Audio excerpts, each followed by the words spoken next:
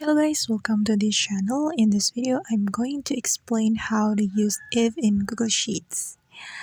Here I want to give you a simple example which is really easy to follow. And right now we are going to decide the student will fail or pass according to their score.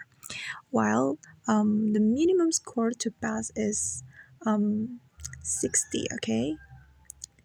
I have written it here. And then to decide fail or pass, make sure you pay attention to the formula that I'm gonna write here, okay? And here we go with the formula. Okay, write equal and if, and actually the Google Sheets has shown you the guidance, right? And you just have to follow the guidance from the Google Sheets. Okay, if logical expression,